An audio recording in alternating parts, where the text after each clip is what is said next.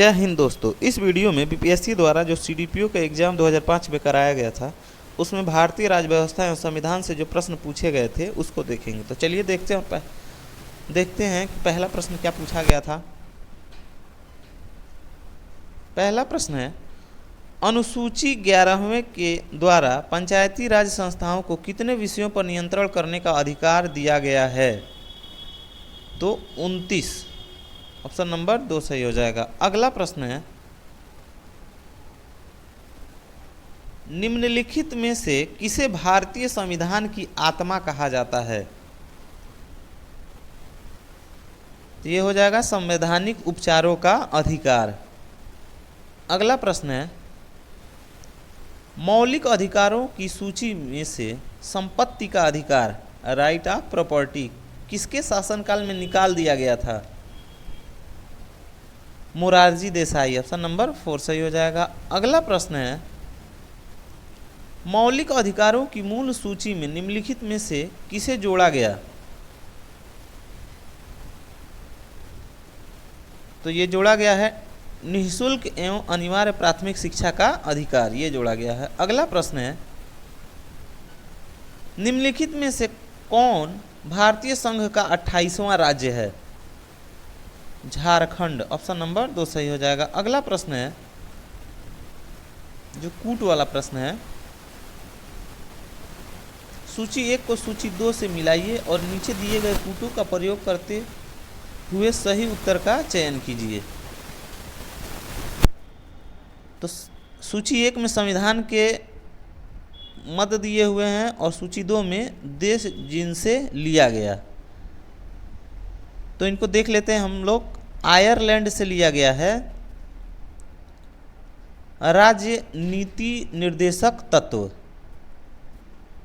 और संयुक्त राज्य अमेरिका से लिया गया है मौलिक अधिकार, और ऑस्ट्रेलिया से लिया गया है संघ एवं राज्यों के बीच संबंध की समवर्ती सूची, और कनाडा से लिया गया है भारत राज्यों का संघ जिसमें केंद्र को अधिक शक्ति प्रदान की गई है। तो इसके अनुसार इसका जो आंसर हो जाएगा कूट, ऑप्शन नंबर 4 सही हो जाएगा। 3412। अगला प्रश्न है,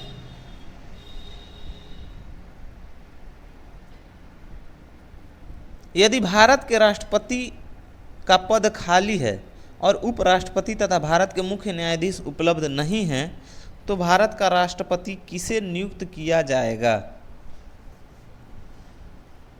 सुप्रीम कोर्ट के वरिष्ठ न्यायाधीश को। अगला प्रश्न है,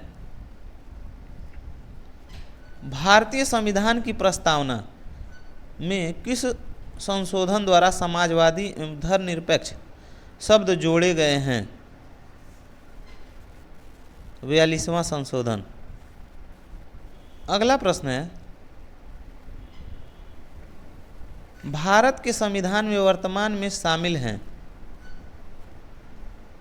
444 धाराएं। अगला प्रश्न है, भारत में सुदृढ़ केंद्र के साथ संघीय ढांचा का विचार कहाँ से लिया है? कनाडा से, ऑप्शन नंबर 2 सही हो जाएगा। अगला प्रश्न है, भारतीय संविधान के किस संशोधन में पंचायती राज संस्थाओं को संवैधानिक आधार प्रदान किया गया है? 73वें संशोधन में। और अंतिम प्रश्न है, भारत के संविधान की प्रस्तावना में निम्नलिखित में से किस एक को पहले मुख्य रूप से सम्मिलित नहीं किया गया था? समाजवाद और धर्मनिरपेक्ष, इसको 42वें संविधान संशोधन में जोड़ा गया। अंतिम तक यह वीडियो देखने के लिए धन्यवाद।